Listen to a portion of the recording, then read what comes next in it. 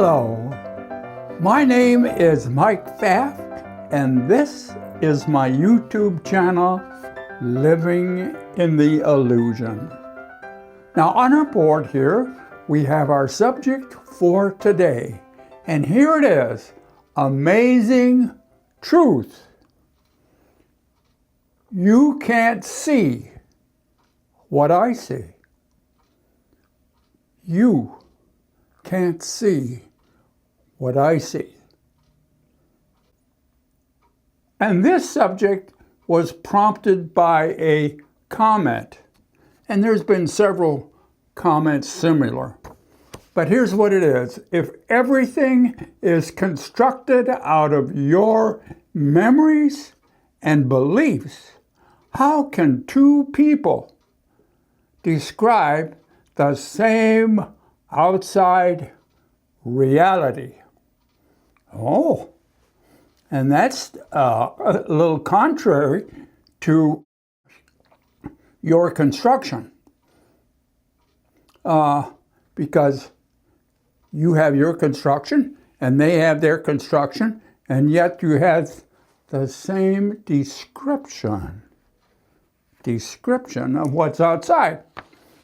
Now first, let me put a disclaimer to start our subject. There is no reality in the illusion. So whatever is outside is not reality.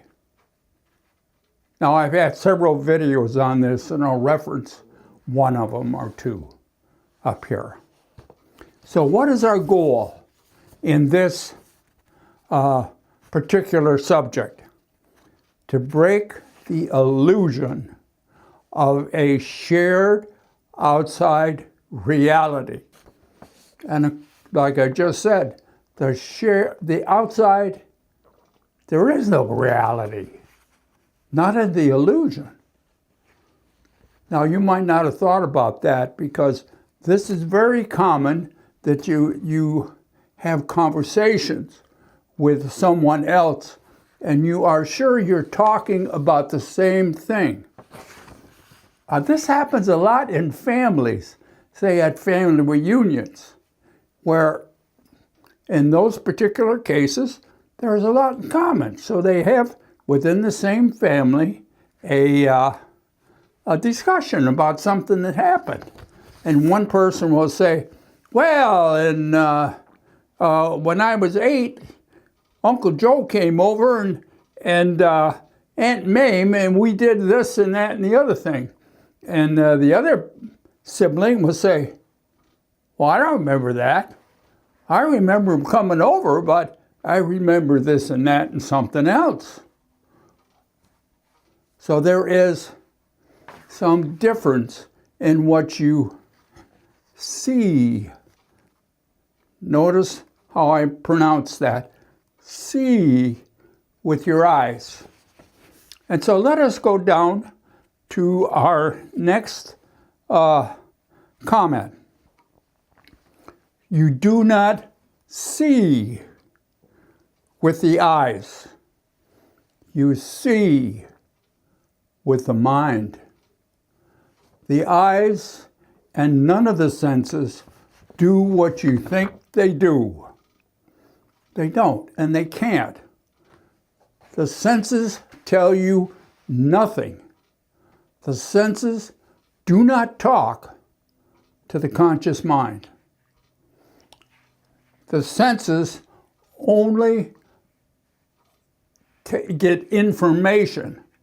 They absorb information and convert that information into electromagnetic signals that is sent to the mind.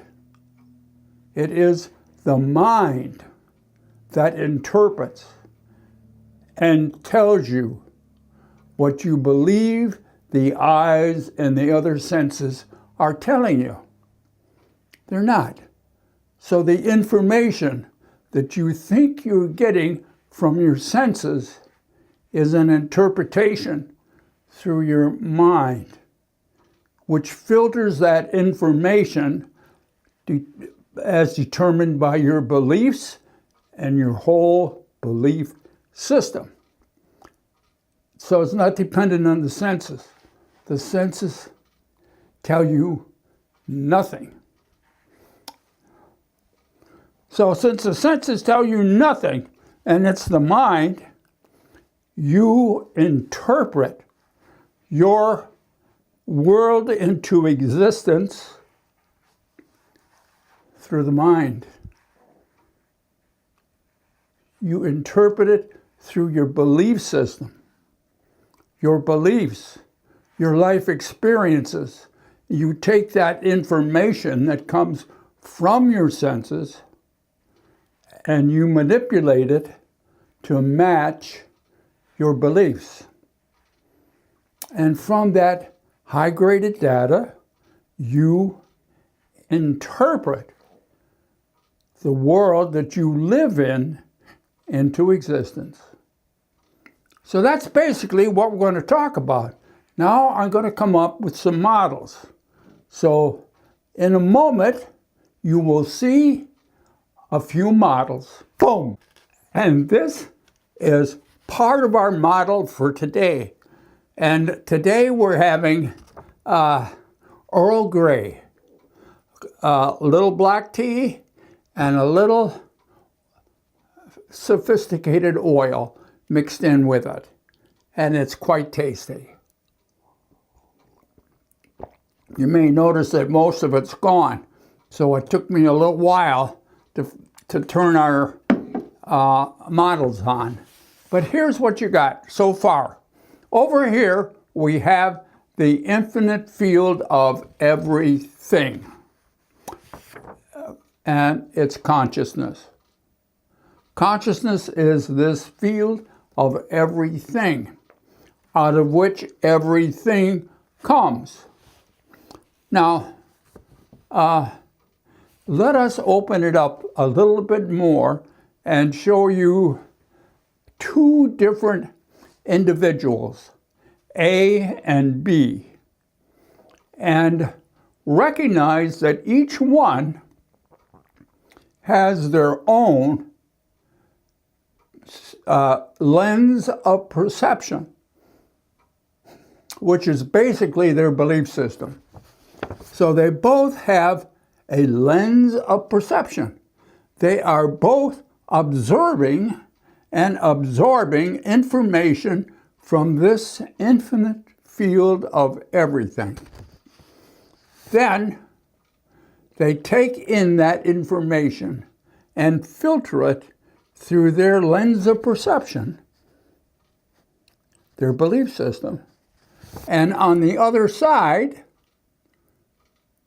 that data that remains after the filtering matches their belief system and meets it. It meets the criteria of their belief system.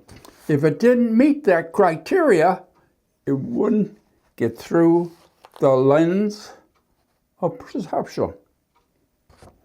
Now, out of that lens, you get the high-graded data that meet your belief system, and from that, you create your world. Now, you notice that between A and B, there is two different worlds. Why would that be? They're looking at the same data. Why would that be that they have two different worlds?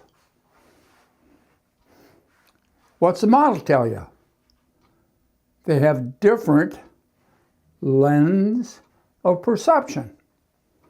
Now, the lens of perception is basically your experiences with life that cause you to develop certain beliefs about your environment.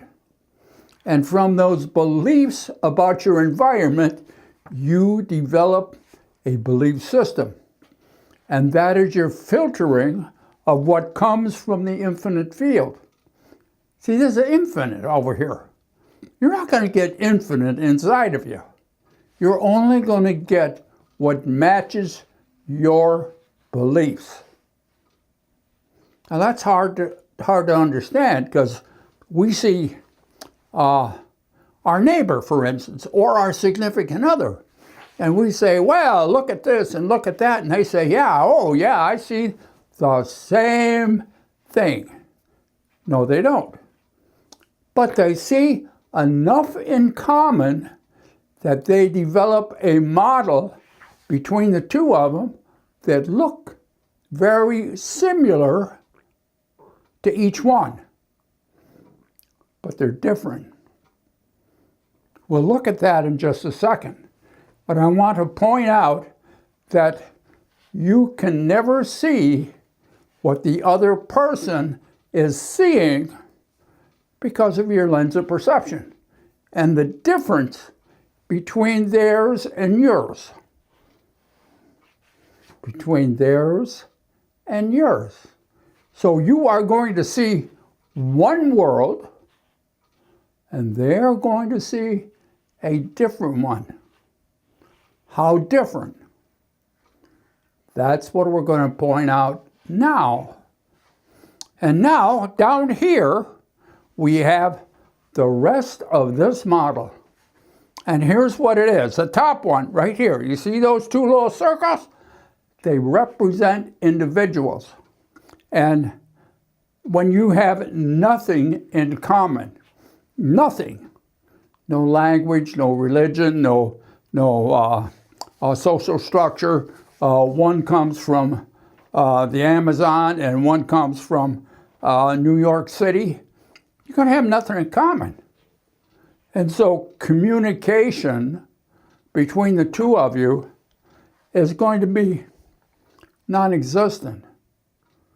It's going to be very minimal. And so when you see something, oh, I see a skyscraper. What do you see? Oh, I see a mountain. Oh, look at all the holes in the mountain. I ought to be able to climb it. You're not seeing the same thing as they're seeing. You have two different worlds. Now, the next step, you have a little bit in common. See this little gray area, and in this case it's red. The little red area, you got some things in common. Maybe you have, you can talk about colors being in common. What a blue is, what a red is, something like that. Or how hard or soft stuff is. So you'll have a little in common, and you can have communication. But your worlds are different. You see different things than they do. And they see different things than you do. Now, the next one, you got a lot in common. Maybe your buddies from school that you grew up with. And you have the same background, same education, and all that. You're going to have more in common. You'll be able to carry on a conversation, have friends, and talk about stuff. As you become more things in common, the last step is oneness. The last step is oneness. And when it's all, see, when it's all on one, when it's all one, it's one person behind the illusion. There's only one in the room.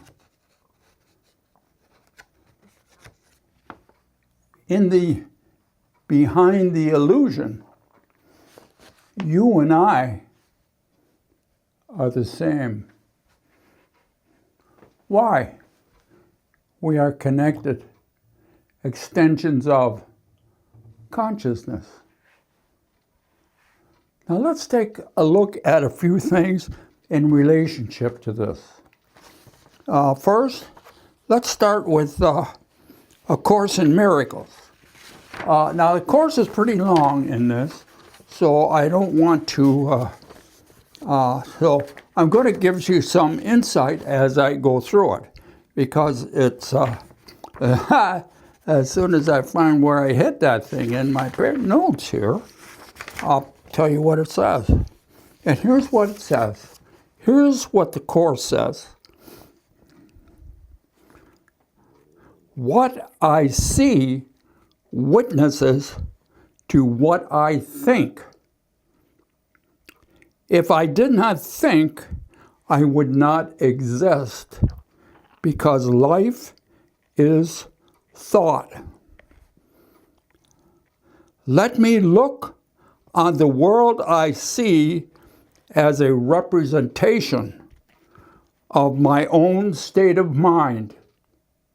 A representation of my own state of mind. I know that my state of mind can change, and so I also know the world I see can change as well.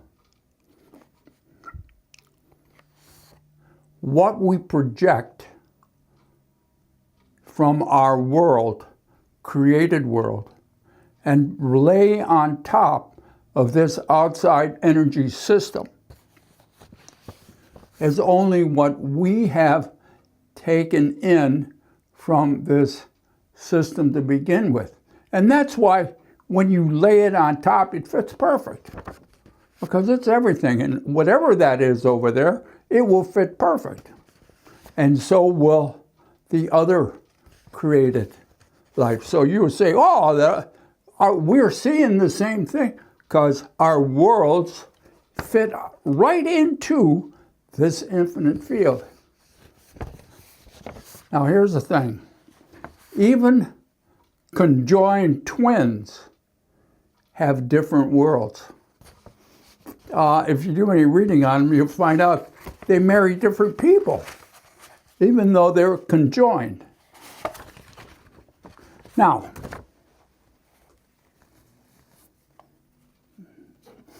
a little sip of tea here.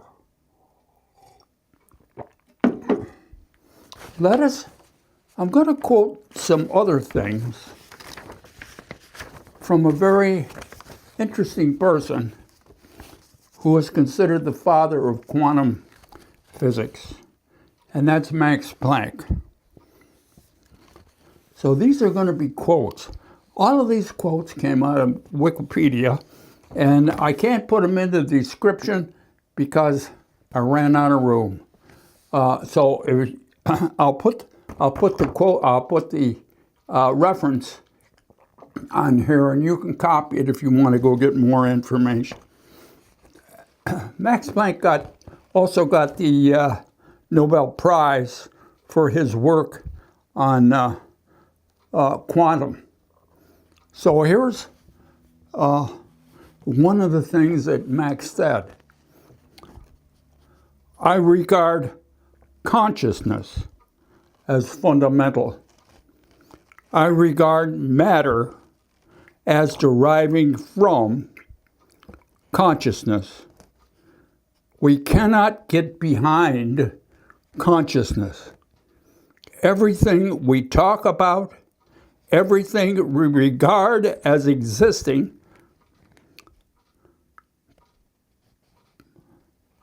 postulates consciousness. So on my model, that is why the infinite field of everything I call consciousness, because that's all there is. Another quote. My research on the atom has shown me that there is no such thing as matter in itself.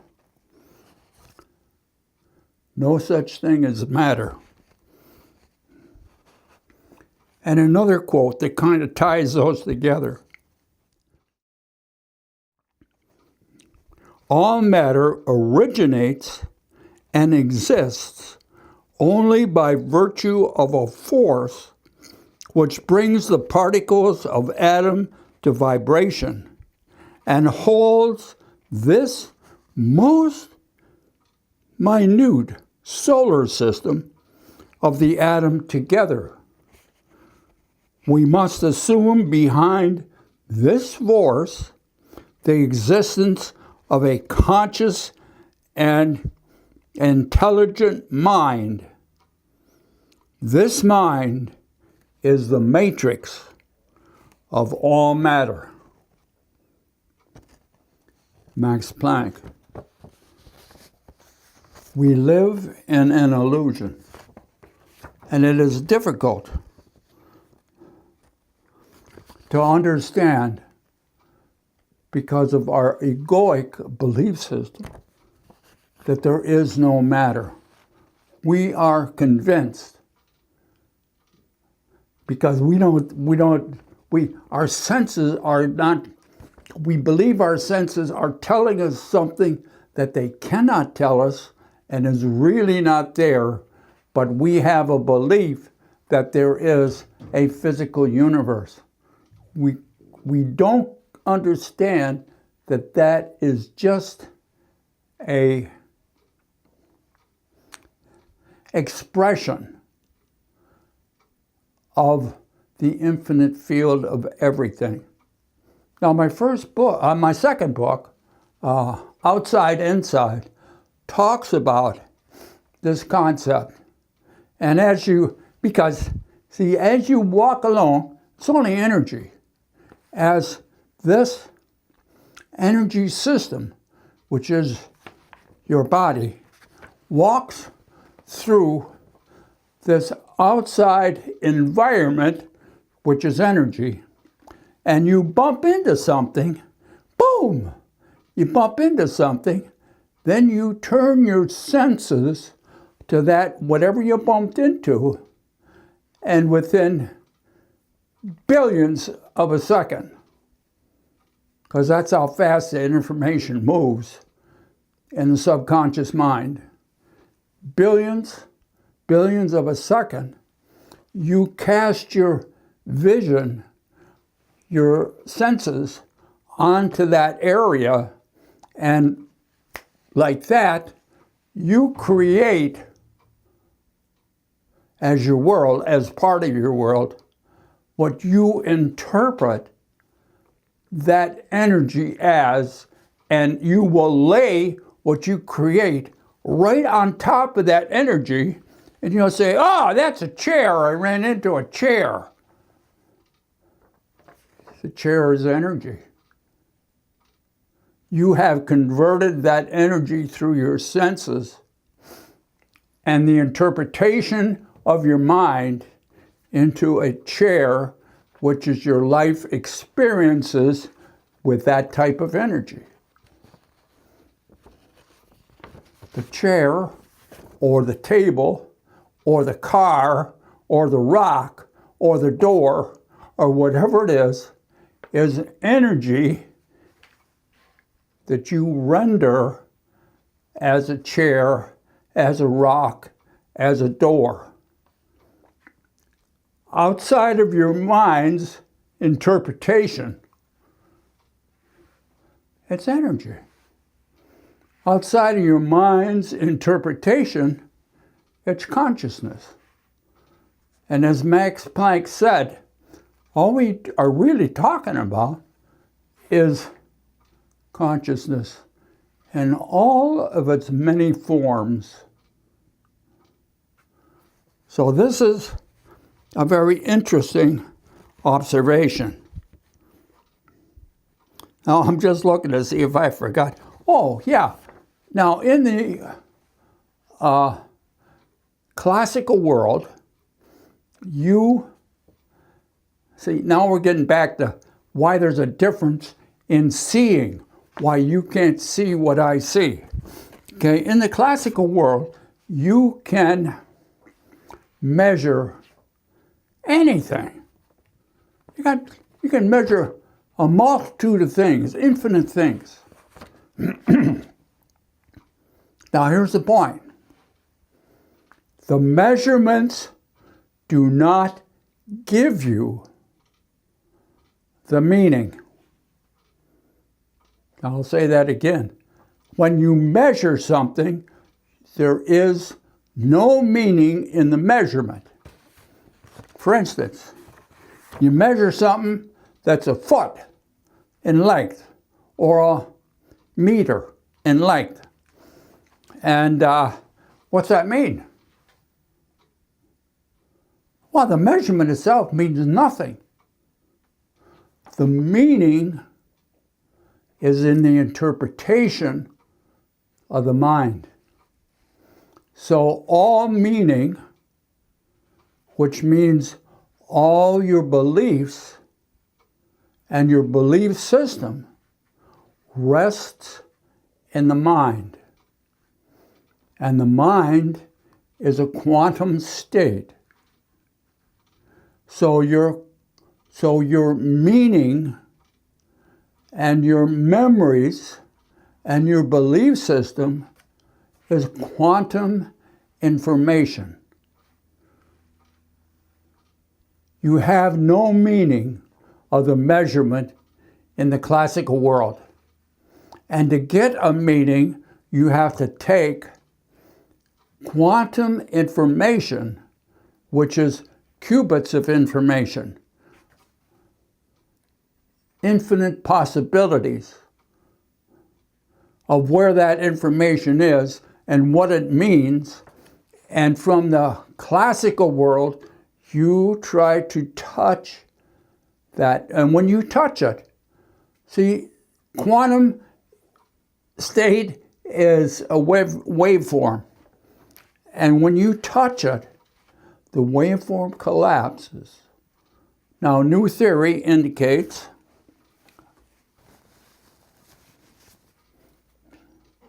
I need a little pick-me-up.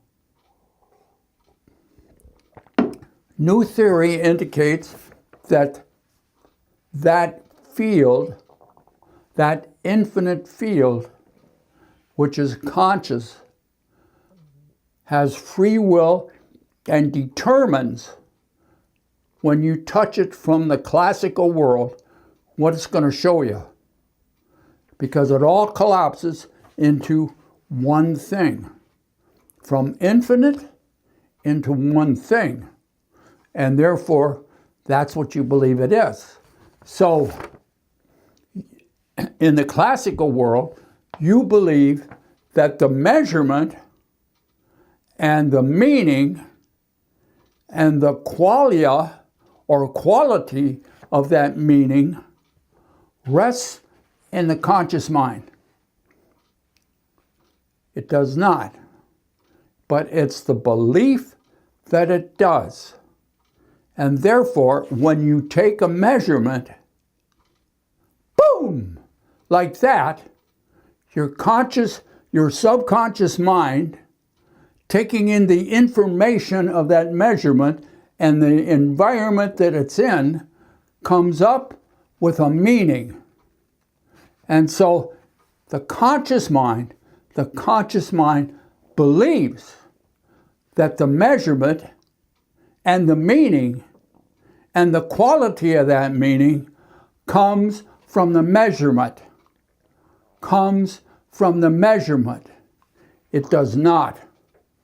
The measurement is meaningless in the classical world.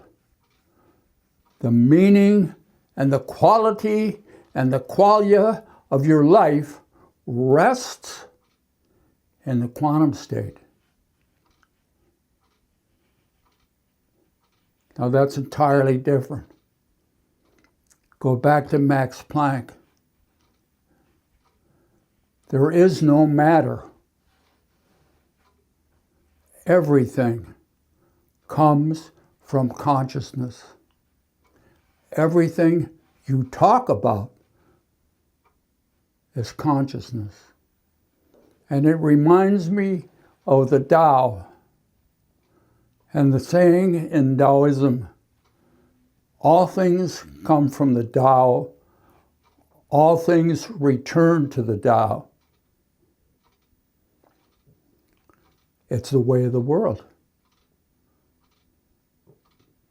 Peace.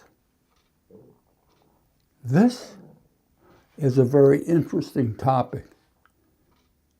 And I'll be glad to answer any questions that you may have.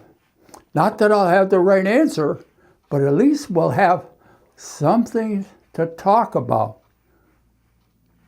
which will be related to consciousness. So be good to yourself. And we look forward to seeing you again right here. You can't get away from it. Right here in the illusion. Bye now.